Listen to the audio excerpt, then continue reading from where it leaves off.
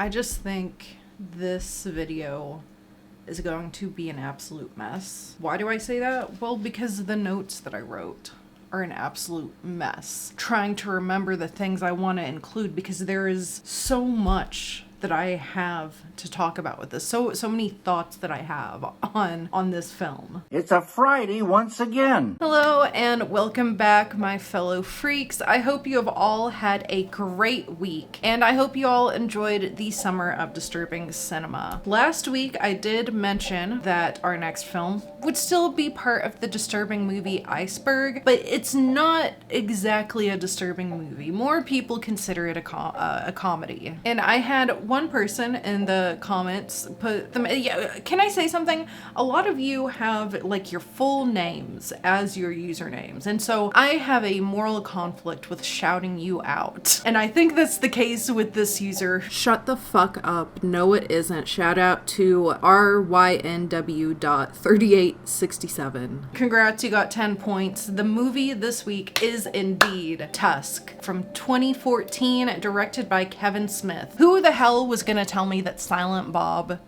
wrote and directed this? Now, not only did I think Tusk would be a good palate cleanser after the summer of disturbing cinema, but I also think it's a good bridge back into the more obscure and weird stuff that I typically cover on this channel, since we got a whole lot of people from the disturbing films. This is like, Tusk is a good bridge. It's a good bridge between the disturbing and the goofy, obscene nonsense. So I thought it would be a great way to just kind of close it out and get back into like regularly scheduled program. I have to speak slow. I'm sorry. I've been interested in Tusk since it came out, and I've never seen it. Guess what? I never seen it. And in the 11 years since it came out, I have somehow successfully gone all this time without being spoiled. I haven't received any spoilers about it.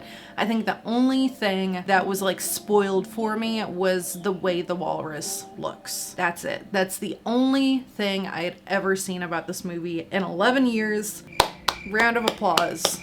I can't believe I made it that long without getting any spoilers. I feel very lucky, and I'm very glad that I went that long without getting spoilers, so I could truly go into this pretty blind. But I was always interested in it because it has body horror, and body horror is one of my favorite little categories or subcategories, whatever you want to call it. I love body horror. I love it when it gets included.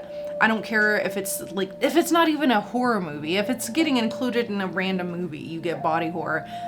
Big fan. It's my favorite thing. But I'm gonna keep this intro short because I'm pretty sure this is going to be a long, messy review. So if you are new here, hi, my name is STARGUTZZZ. Any like crashing, running, loud noises that you may hear going on in the background, those are my cats. And my movie reviews kind of tend to be more of a discussion of elements that I find good or bad about a film, rather than just giving you guys like this big play-by-play of everything that goes on. So in other words, I will refrain from spoilers as much as possible. However, they will arise as they pertain to like the discussion that I want to have with the film. And let me tell you, there might be 1 or 2 spoilers in this review, which I will give you a heads up about before I say them. If you are interested in watching Tusk before the rest of this review, or perhaps even after this review, well, guess what? Guess what? Every time I am on Tubi, Tusk is on Tubi. Take a wild guess what was not on Tubi when I finally went to watch and review it. So guess who had to buy it on Prime for $15? Why didn't you just read it? Because I'm gonna be watching it multiple times and I'm gonna be recording clips. I might as well just buy it. So I am fairly confident. I would say even like the same week this video comes out, maybe the next one, Tusk is gonna be back on Tubi, because every time I get on Tubi, Tusk is on there. It is not currently at the time of me recording this on there. Let me check that, because those motherfuckers, I bet they added it back as soon as, that's what happened to me with Maximum Overdrive. I needed to purchase they don't have it on Tubi. With Maximum Overdrive, it was on Tubi and I watched it and I went to go record clips and it was no longer on Tubi. So what do? I purchased it so I could record the clips I need. Literally 1 week after that review, it is back on Tubi. So just keep checking Tubi. I'm sure any time you check Tubi, it is gonna be on Tubi. But if not, you can rent it on Amazon Prime. Sometimes I think it's even included in Prime, but those are the main 2 places I've ever seen it. If you are a pirate, with those pleasantries out of the way, let us begin our very lengthy discussion of Kevin Smith's Tusk. Tusk follows a douchebag podcaster bro named Wallace on his journey to interview a cringy kid on the internet. When this plan falls through, however, Wallace ends up answering the ad of an old sailor with adventure stories to share. This interview with retired sailor and adventurer Howard Howe quickly goes south as Wallace finds himself numb and tied to a wheelchair. A new victim for a madman who wishes to physically and mentally turn Wallace into a walrus companion. Now, I'm going to go on and talk about it a little bit later because I want to talk about the narrative as a whole. But I do just want to have a little note about how much I love the way this story came about, how Kevin Smith got the inspiration to make Tusk. Some of you who have already seen Tusk, you might have already looked it up and you might already know, but I'm going to educate those who don't know. It sucks. I want to talk about it right now, but I don't think I can because it's a main discussion later on. I love how the concept was created. I love the story that he created from it. You guys, I have so much to say. You know what? Let's just start. I think first though, let's talk about its disturbing factor, since it is on the disturbing iceberg and I'm using it as a bridge into more typical content that I cover. Now, is Tusk the most fucked up thing that I've ever seen? No, it's not. It is not the most fucked up thing that I've ever seen. However, I cannot deny the people who are disturbed by this film. I can't deny them anything. I get why people are disturbed and grossed out and what other emotion descriptor you want to use. I get why people are freaked out by this film. You know why? Because even with as much stuff as I've seen, Mr. Tusk, I don't like looking at him. I sure as hell don't like looking at him. It's not the most fucked up thing I've ever seen. It definitely doesn't look realistic, but that doesn't mean I enjoy to look at him. He is so repulsive. He is so gross, but it's strange because he's goofy looking and gross looking at the exact same time. You can tell it is a goofy ass costume, a goofy ass suit, and yet at the same time they make it look so disgusting and surreal. Do you guys want to guess in the comments how many times I have already watched Tusk? Okay, yep. Time's up. I've already watched Tusk 5 times. 5 times I have already watched this movie. And let me tell you, looking at Mr. Tusk never gets easier. It never gets easier.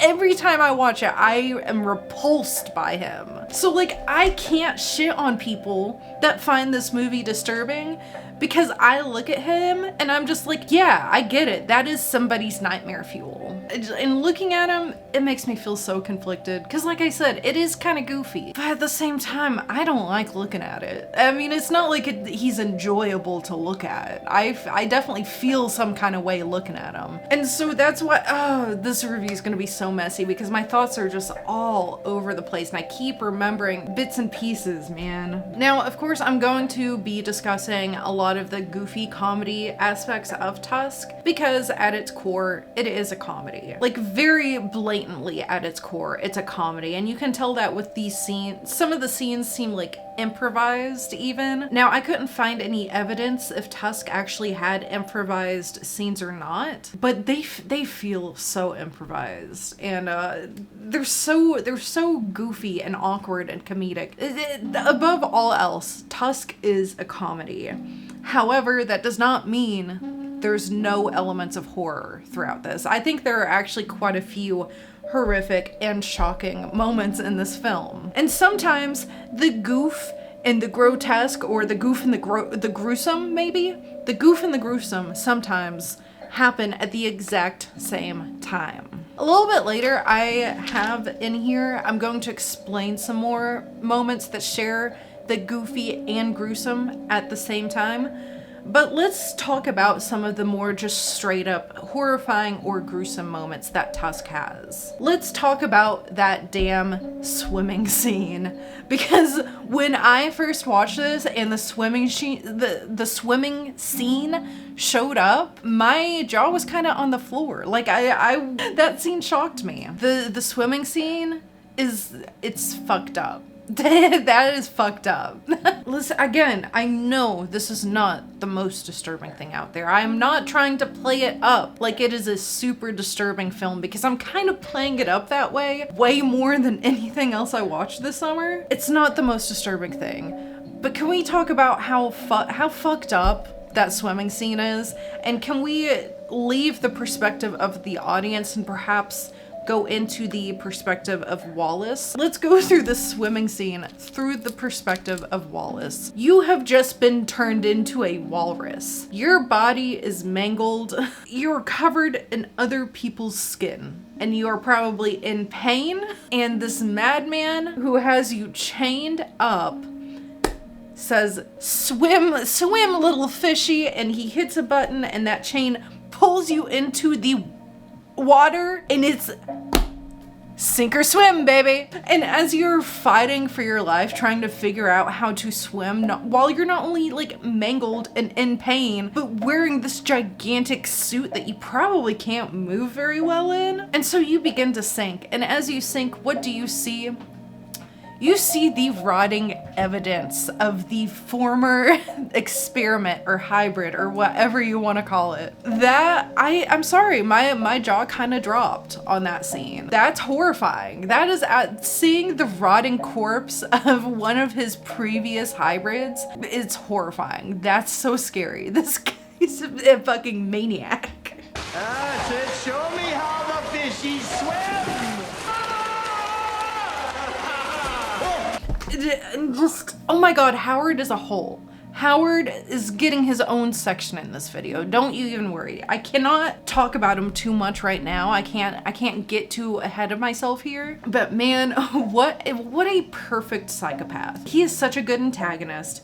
He is one of my all-time favorite fictional characters right now, like in the list of fucking 50 that I have. He is a great character, and I'll talk more about him later. But yeah, that swimming scene, first watch, I mean, even now when I rewatch it, my jaw's not on the floor per se, but that first watch, like my jaw was on the floor. I thought that was so gruesome and so morbid. And I think perhaps there is another really good scene that reflects how morbid or gruesome this film can really get, and it's more towards the end. Now, this is like a tiny bit of a spoiler, so if you don't want to be if you don't want to be spoiled, please jump to this timestamp. That is when I will finish discussing it. It's really just like a little teeny tiny one, but I'm about to discuss it. You've been warned. But the scene that I'm thinking about, it happens towards the end, and yes, it's the walrus battle. Yes, it is the badass walrus battle. Again, the scene is funny, right? It is a funny, comedic, goofy looking scene, but at the conclusion of the scene, when Wallace ends up being the victor, and how animalistic he gets, how like insane, feral animal he gets, that's low-key terrifying.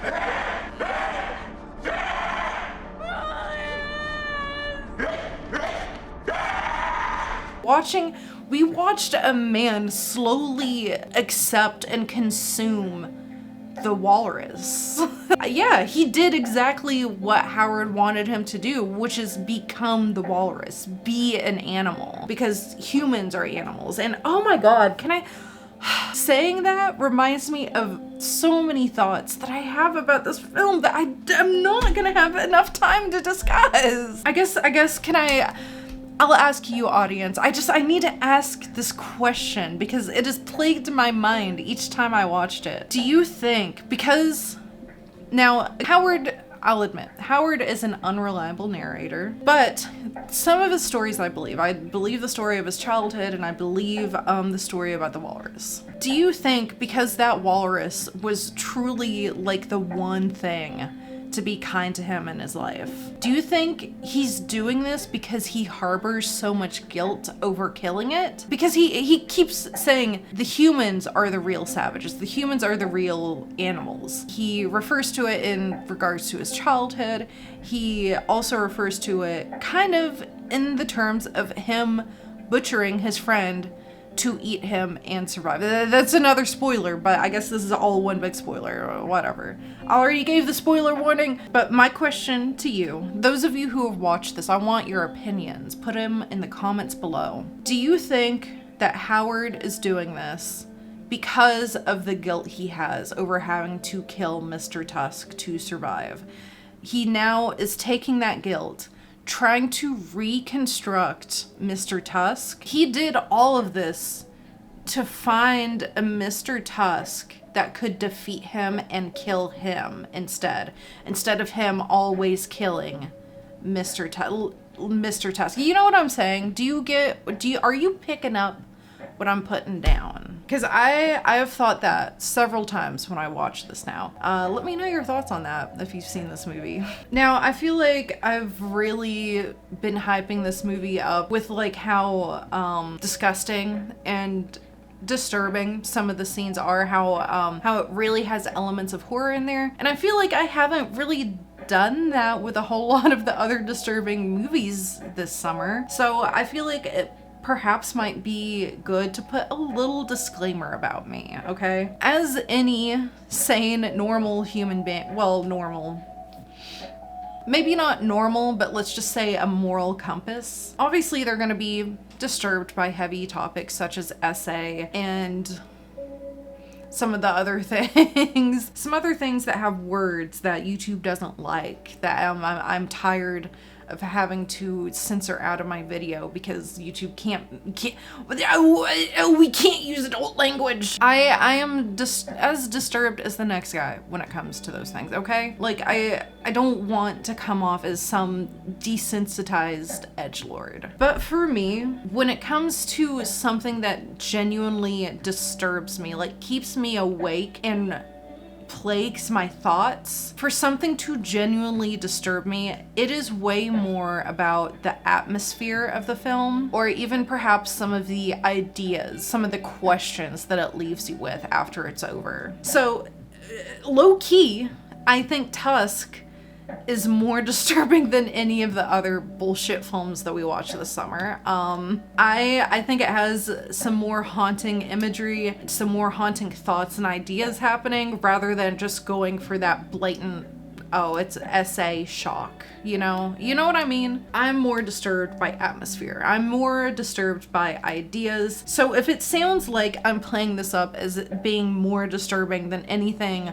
I watched this summer, that's because it kind of is. But also, on the same note, I also consider movies like Eraserhead and Skinamarink to be more disturbing than all of the movies that I watched this summer. That's just a little disclaimer about me. An atmosphere especially is going to get me more than anything else. Anyway, I just wanted to interject that because I'm playing up like the disgustingness of this film more than I have the rest of the ones this summer. It's because of that, because in my opinion it kind of is more disturbing than these bullshit shock factor films. Just saying. Now, as I said earlier, even though there are some real horrific and disturbing moments within Tusk, it is at its core a comedy. Like, it is more comedy than anything else, especially if you have darker humor and are like me and you like body horror. As I mentioned earlier, there are moments that just straight up feel like improv. Like, there is a scene between Howard and Johnny Depp's character, who I'm just going to call Johnny Depp because his character's name is very painfully French. But there is an interaction between Howard and Depp's character, which is very lengthy, and it feels so improvised. It feels like they were given an idea of what they should be discussing, but then told to make up the dialogue themselves. That's what it feels like. Well, I have to regretfully inform you that I am not the man. I'm not that man who was sent by the lady who said she was sending someone. I'm not him. You're not gonna shoot the spider?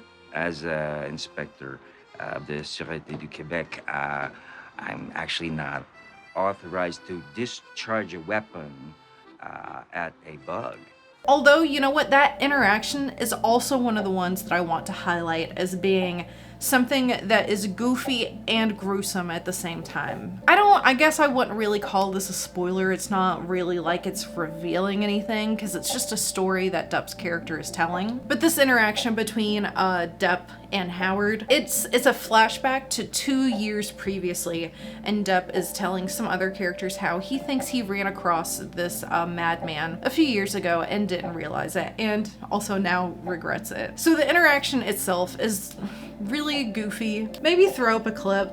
Oh, do you coach the hockey bites? No, I'm not the coach. No, I'm just the coach's helper monkey. You know, on Monday night, I come in, I pick up the stick, and I bring the little ones water, you know, during the drills. That's the interaction, right? And so when we come back from that flashback, when we are back in the present, Depp continues to tell the other characters the more morbid reality behind that interaction, which is the fact that I was standing on this porch talking to someone that I thought was a simpleton. Meanwhile, inside of the place that I was literally standing on. I was literally standing on the property, standing on the porch. Inside was probably the person that I was looking for in extreme pain. But ever since that day, I stopped making the assumptions, you know. The hockey player, Gregory Gumtree,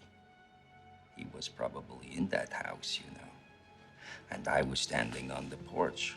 Yeah, it kind of lingers on the morbid, depressing tone that silly interaction that we just watched has some like morbid repercussions behind them. A detective failed his job. He was right there at the guy he was searching for, but he was fooled by a madman who knew how to act like a simpleton to get him to not be suspicious and to leave. And then I think it's only like a few weeks or a month later, the guy that they're looking for, he's like, yeah, we found his torso clogging up a sewer drain.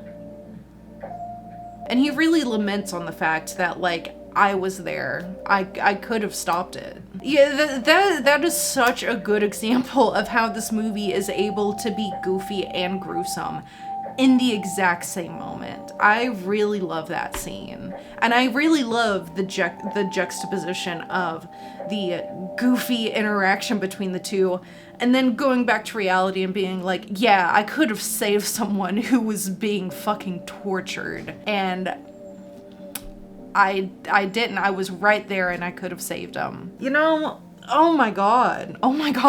Now, there are other moments that also balance out the goofy and the gruesome at the same time, but I felt like this one was such a good example because the interaction is so goofy, and then what Depp says afterwards is so morbid and upsetting.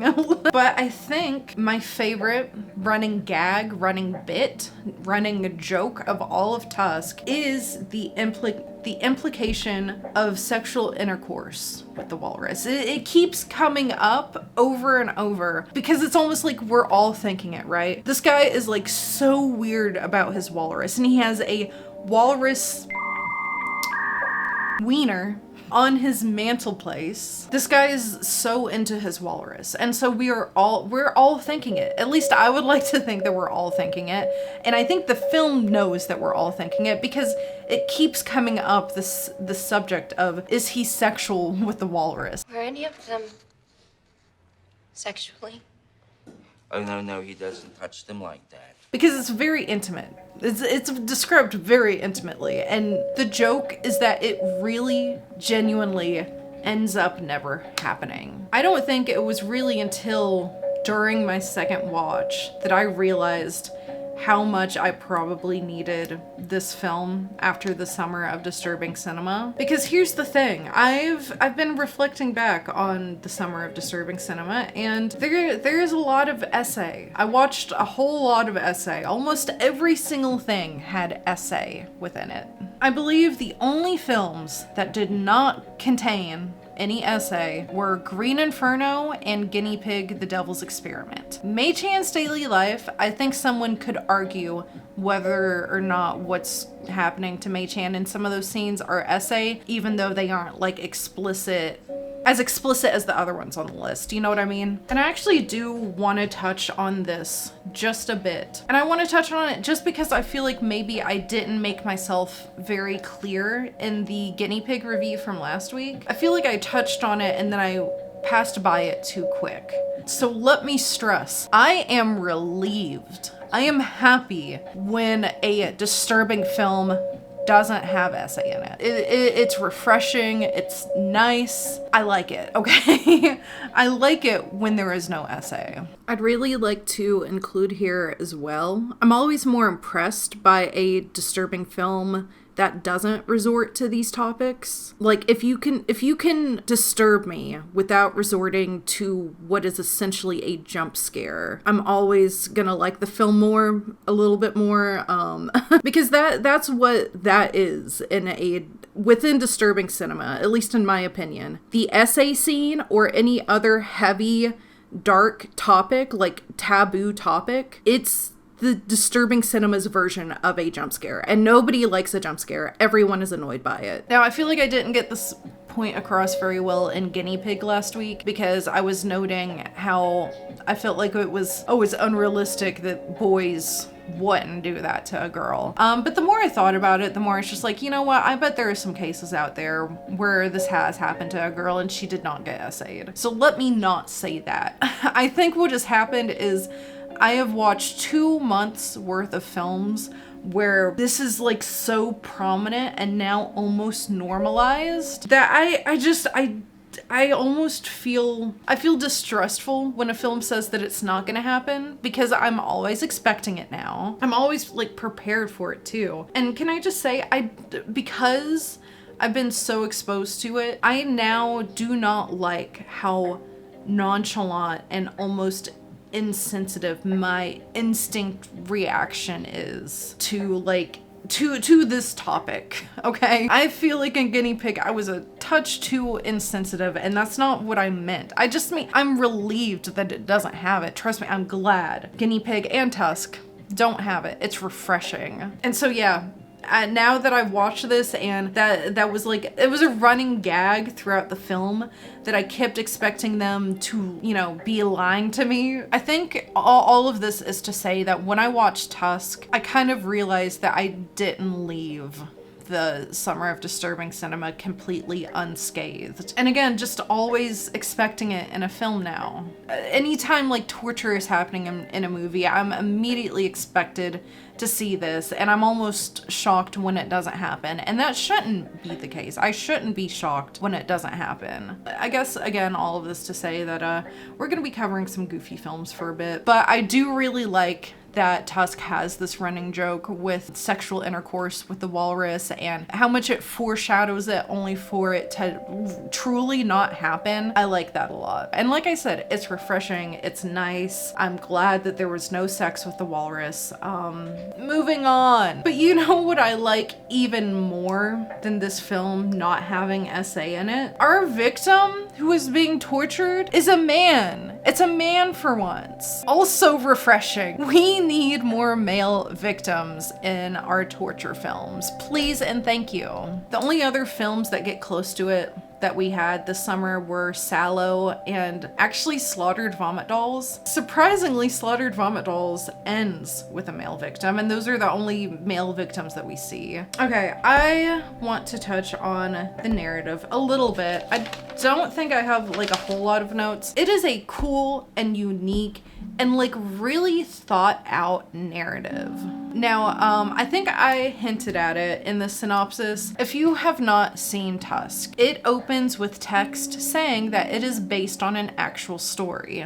You might be wondering, what the hell actual story is Tusk based off of? Now, perhaps you've seen it and you've seen this and you never went on to like look. Maybe you weren't curious, but I would bet that majority of you when seeing this were curious how it's based on an actual story. And so I am willing to bet a lot of you already know this. But in case you don't, in case you watched it and you never cared to look it up, or again, if you haven't seen it, first of all, I love and appreciate that they added this to the beginning because it's technically true.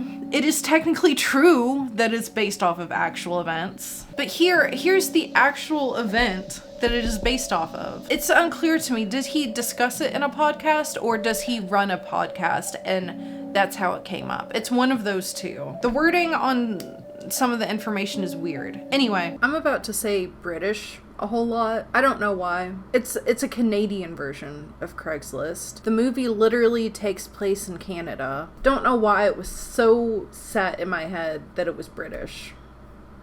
I am so embarrassed. Enjoy. Kevin Smith was on a British version of Craigslist. Don't know, I can't remember what it's called because it does not matter to me. And he saw an ad for somebody like offering a room and board, and all the person had to do was dress up and act like a walrus for a couple of hours every day. Now, I think the ad was just like a joke, a troll, a goof, a gag, but Kevin Smith saw this ad and he wondered like, what would happen if this ad were real? And so from there, he thought to turn it into a horror story based on somebody needing room and board, which Wallace doesn't need room and board. I'm just saying, a story based on someone going to a house and then being forced into a walrus suit.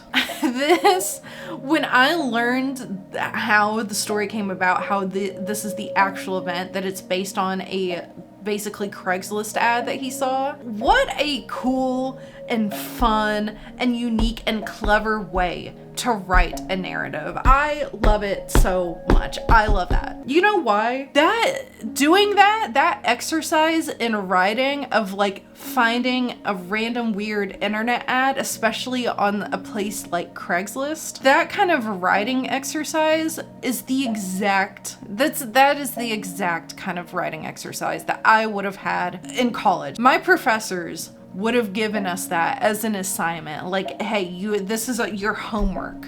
Write me like a page or two narrative based off of some weird like internet ad that you come across. That is so cool. That is so clever and unique, and that's probably part of the reason why this movie goes so fucking hard. If you guys are writers out there and you are ever feeling stumped, this is a wonderful, wonderful writing exercise. Now, outside of the narrative's backstory, which I am absolutely obsessed with, the narrative as a whole, like as a finished, constructed piece, I had no complaints. No nitpicks, nothing that I would rather see done different. There's nothing that I would rather see taken out. There's nothing I want added. There is nothing that I could possibly want changed about this movie or about its narrative. It is exactly what it needs to be. I don't have anything to say other than how good it is. The part of the narrative that I disliked the most was Allie and Teddy. I just didn't care about anything those two had going on. I didn't care about anything they were doing. I didn't care about them. but I wouldn't have them taken out of the narrative. They played a role in the narrative. They moved some stuff along. They had a purpose, okay? Allie's narrative is like confusing and weird, and I don't care for either of them. But even though I don't care for either of them, I still would not ask for them to be taken out of the film because it makes sense why they're there. They have a purpose. They propel some things forward, whatever. And I'm not going to be able to hold back from talking about Howard too much longer. I do want to state though how the narrative like makes you question even more about Howard Howe as you watch it, especially as you watch it multiple times. For example, one of the thoughts that I kept having, because he is an unreliable narrator and because he is often telling fibs and lies, and you know, he's also just like genuinely psychotic. So I had moments where I was thinking about stuff such as, you know, oh, you know, this is more than likely just some abandoned mansion that Howard found, and he has created like narratives and stories about the items that were left behind in this mansion, and he's just a madman pretending to be. Do we even know for sure if he's like a sailor? You know, it's like thoughts like that. You question how much is valid and how much is not. I don't know. This movie it made me at least think a lot. So, God, this is gonna be such a long video. I'm so sorry. But you know what? This is our final section where I can no longer hold back from talking about how amazing of a character Howard Howe is. Nature can be very red in tooth and claw. What? Tennyson. The fuck are you talking about? He is both goofy and insane. What a beautifully crafted character. There's like so much thought and care put into crafting his character. At least that's what I get. I genuinely cannot get enough of his character. I found Howard Howe to be the most likable character in this movie. Like, the most likable by a long shot. He is a likable, charismatic, fun, unreliable narrator. Now, as I said before, I do feel like there are some of his stories that we could take as true. I think the story of his childhood is more than likely true, and I think the story of the walrus is more than likely true. However, it's other stuff such as him knowing Ernest Hemingway, where it's a little more like 50-50 shot of him being truthful or having a delusion. And although he is a very funny, goofy character, as goofy as he is just as dangerous and deranged. I think perhaps the last, crazy deranged character that I saw like Howard that I just loved might have been Dennis Skinner. And I guess he is a little bit like Dennis Skinner in a way, except instead of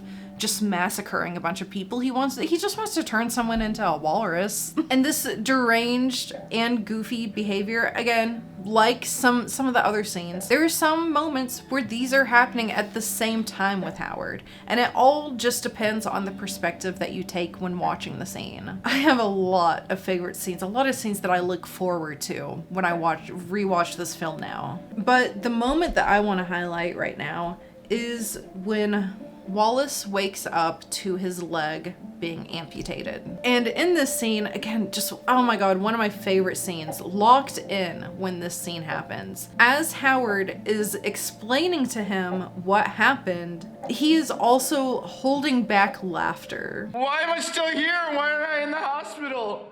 Well, hospitals carry diseases, so Dr. Musi felt it would best if you were to stay here since the room is sanitized all day. Why, it'd be best if you recuperate here. Now, again, as I mentioned earlier, some of the scenes feel improvised, and this is one of those scenes that also kind of feel as if it could be improvised. He could be laughing from the improv. He could be laughing just like a actor breaking character. He could have even been directed or told to laugh while delivering these lines. I don't know. It could have been intentional. It could have been accidental and they wanted to use it anyway.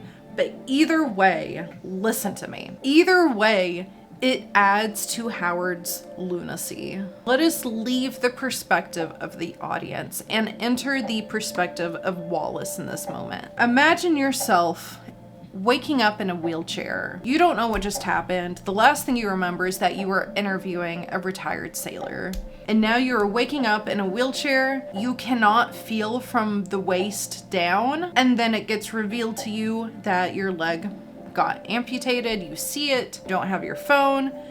You don't know what's going on. And the only person that you can rely on for anything right now is a stranger in the middle of the woods who is holding back laughter while blatantly lying to you about what happened to your leg.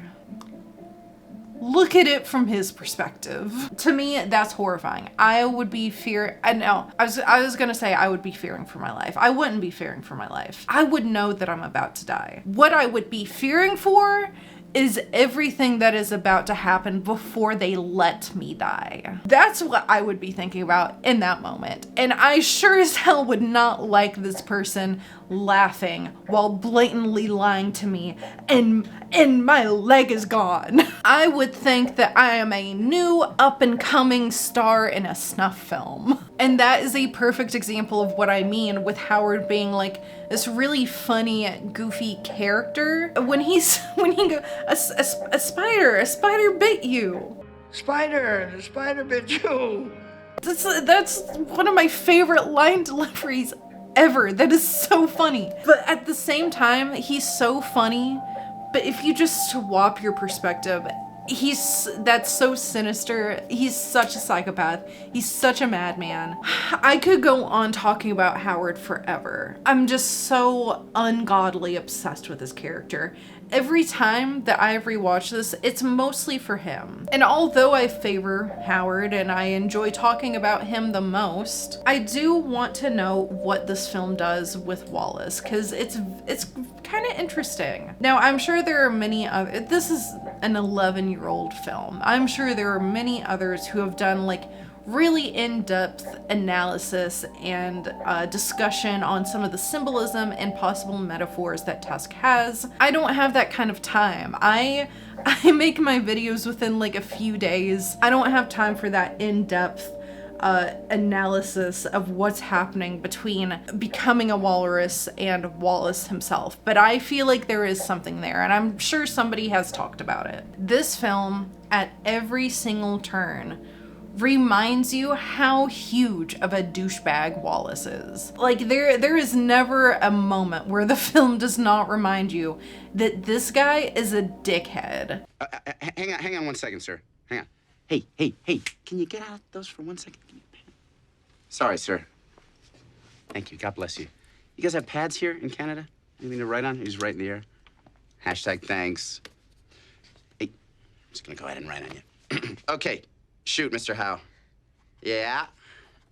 He's always doing something dickish. He's not a good person. Just stupid, oblivious douchebaggery from this guy. Like, I don't even know exactly if it's malicious. He's just stupid and oblivious and inconsiderate. Let's say that. Oh, and this is the perfect time for me to add that this is a spoiler for the very end of the film, the very, very end.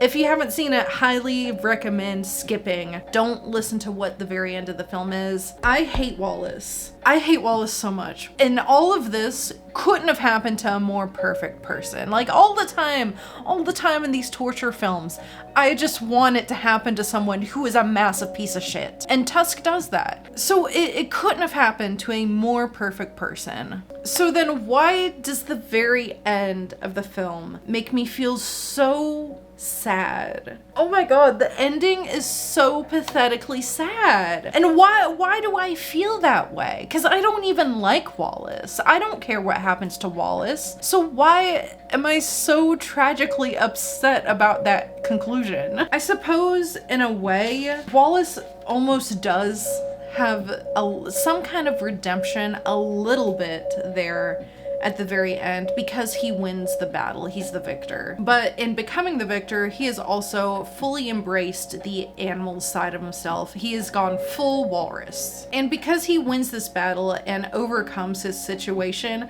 I think he does get a little bit of redemption. You start to like him a little bit, only for the film to immediately put him in an animal sanctuary that looks abandoned. Nobody's there. Everything's very overgrown, where he is in like the smallest space possible in a dirty enclosure with a dirty little kiddie pool. It's like a hut that he goes into and a kiddie pool with a ball in it.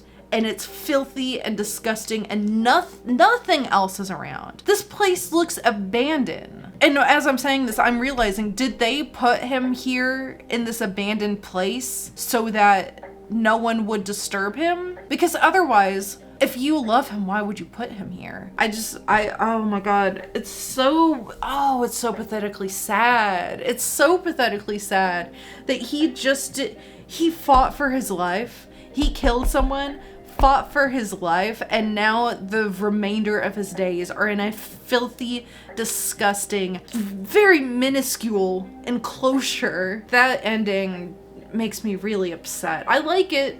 I wouldn't change it.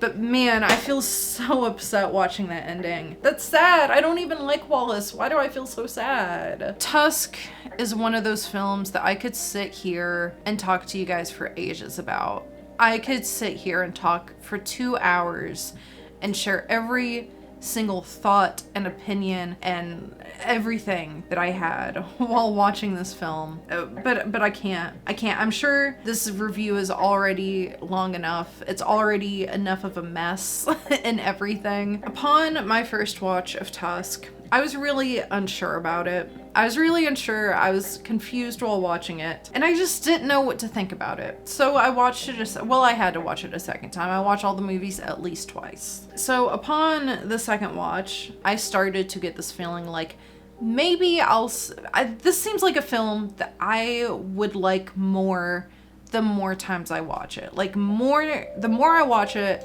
the more I think I'm gonna like it. By the third watch, I had realized that I have just completely and utterly fallen in love with this movie. I mean, I have just fallen in love with just about every single aspect of this film. I've already watched it 5 times. Also, in this conclusion, I do want to add a little detail that I am obsessed with this film that I really couldn't figure out where to put anywhere else. And that is the inclusion of Fleetwood Mac's song, Tusk.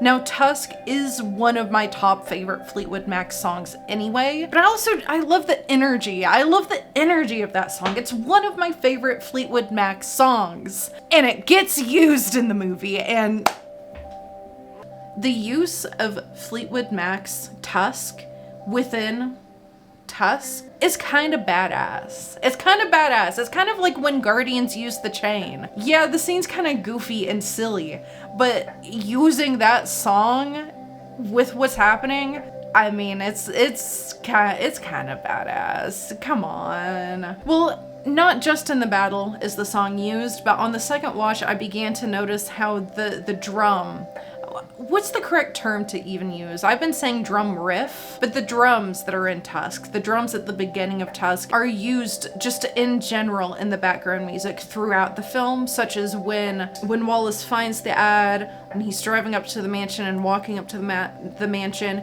you hear the drums from the song Tusk playing in the background. So it's a small detail of the song already being used before like the final battle.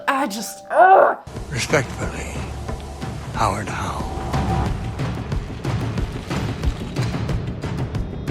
It's my favorite song. I love that it got included, and I especially love that little detail where the drums are used throughout the film.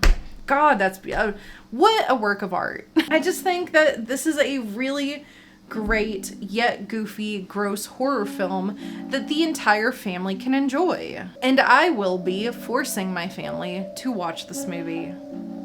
On those first 2 watches, I was unsure. I didn't really know what to think. And so for those first 2 watches, I was convinced I was gonna give Tusk a B tier. But I'm glad that I wanted to watch it a third time. Because on that third time, not only did I fall in love with it, but that is when I realized that Tusk is an A tier. It's an This is an A tier, bitch. It's so, the story is so good. I love the backstory for the story. I love the narrative just itself. There's nothing that I would change. Yeah, the special effects are like goofy, but it's Tusk, so who cares? And even within all of its goofiness, here's the thing. I get why some people are disturbed by this movie. I get why some people are just like grossed out. I get why people talk about it so much. I get why people find Mr. Tusk to be disturbing and disgusting and nightmare fuel, because he is like a very strange and perfect combination of goofy and gruesome. And I am so glad that I was able to remain spoiler-free for this film for the whole 11 years that it's been out. And I'm also so happy that I finally got around to watching it and that I got to share it with you guys and, you know, talk about it with an audience. And with that, we're done with yet another movie review. Thank you guys so much if you stuck around all the way until the very end. If you like this video, please make sure that you stab that like button. It is a free and easy way to help support this channel, and I appreciate it so much. If you enjoyed hearing me ramble about Tusk, consider hitting that subscribe button and that bell icon so you can be notified every time I make a new upload. I love talking about B-movies, obscure cinema, sometimes disturbing cinema, and you know what? Even just like some little knick-knacky things that I can find laying around on Tubi.com, TubiTV.com. Also, is there a film that you would like to hear my opinion on? Put it in the comments down below and maybe you will see it come up on this channel. Just one last thank you so much for sticking around until the very end. I say it every video, I will continue to say it every video. Our time here is precious. We really do not have a whole lot of it, and the fact that you have decided to use your time to watch my video, to hear me ramble about how much I love this goofy, weird film, I appreciate that you have spent your time with me so very much. Thank you for being here. If I don't see you guys in a post or a live stream, then I will see you in the next video. But until then, please have a good night and stay safe out there. To answer the question which has plagued us since we crawled from the surf and stood erect in the sun. Is man indeed a walrus at heart?